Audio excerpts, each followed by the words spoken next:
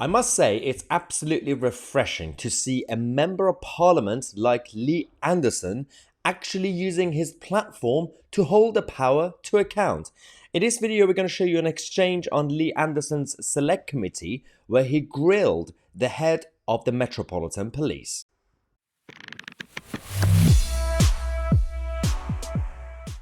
Okay, Lee Anderson is fast becoming one of the popular figures on this channel and one of the few actually conservative members of the Tory party, and one of those who is doing a very proactive job as a backbencher for his local constituents, but also on a national level. He leads campaigns for freedom. He actually holds the power to account using the select committees that he's a member of. This video is the exchange that happened earlier today.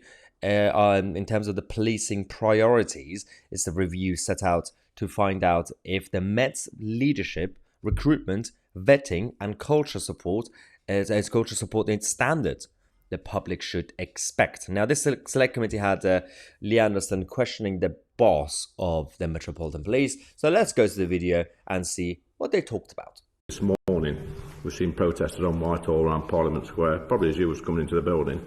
Do you think it's time that you left the Ivory Tower and got out there on Whitehall and sorted these people out? Because, you know, people of London, the tourists, the people that work at this place, and, you know, the taxi drivers, the bus drivers, they're getting fed up of it. Yep. You're just letting it happen. You've got the powers now to do this. So this is about the disruptive protests that happened, especially by Extinction Rebellion and Just Stop Oil. We actually did a video just before this talking about how Just Stop Oil activists have been blocking the roads, but the police continue to defend them against motorists and commuters. But then the head of Met is a little bit delusional, let's just say. So there's current bill bouncing around Parliament which hasn't come in yet, so those powers aren't in existence yet. It's not strictly true, is it? That's a lie. You can move these people on. They're obstructing the highway. So we could have a long conversation about public order law. No, but why are you not moving them on? The law's there. You're making making selective comments based on a partial understanding of the law. No, it's not. The law already exists. I do not want Londoners disrupted any more than anybody else does, but the law is very clear that protest is disruptive, and to a certain extent that is allowed. That is what the law says at the moment. Now, Sorry to interrupt. Firstly, no, there's the reason that these guys are doing this is because they're so scared of the political left, the mob rule mentality.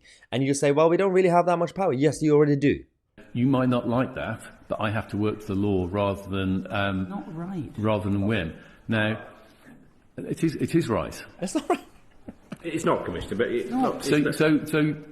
You might want to believe that the law says that no disruption is allowed whatsoever through protest, but that is not the case. I think you might want to believe, Commissioner, that you know that you're doing your job correctly. I don't think you are. But I'm just going to ask one more question. I'll make one more statement because I feel like I'm wasting my time with you, to be honest. You say you took 5 years out of the force.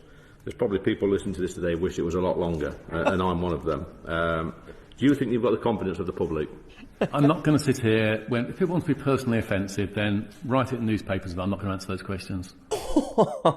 Okay, that was beautiful. Yes, Lee Anderson said, apparently I'm wasting my time here. And he actually said, do you think the public have any confidence in you? And he's not willing to answer that question. And he decided that obviously it's the job of the MP to be grilling you. So they can be robust in their questioning. But it's not the job of the head of Metropolitan Police to sit there and insult him back and say, well, feel free to write an article in newspapers. That was a political answer. That was basically saying, well, I don't like the articles you write in newspapers, Lee Anderson. But that's his job. He represents the people. Lee Anderson has constituents who voted for him, who pay salaries. He has to hold the power to account on behalf of the people. It's literally called representative democracy. And the head of Met is not willing to actually accept the flaws. He's not willing to accept the problems in his own institution. And it's basically just saying, well, I don't really have any answers. You don't understand the law, Lee Anderson. Are you kidding me with this? I'm actually on Lee Anderson's side. He was wasting his time by questioning this man. He doesn't actually understand what's going on clearly, unless he's just being complicit. It's either complacency or complicity. There is no middle ground when it comes to Met leadership. They have to completely reform the whole system. And at this point, there are calls to actually completely abolish the whole thing and start from scratch. But the issue is, do we have the new people? Do we have fresh faces and voices to do the recreation of the police force across the country? Not really sure we do yet. And that's the problem. Not many people want to get involved in terms of the recruitment of it. So we're going to have all these either wokey people or criminals who become police officers. Again, not all of them, but that's the problem.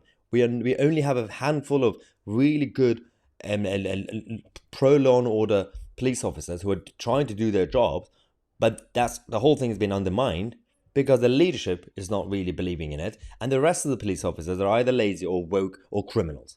Sort out your Met before trying to dictate what their members of parliament should do on behalf of their constituents. Now, let me know your thoughts in the comment section. I'm Mahyar Tousi, and we are the media.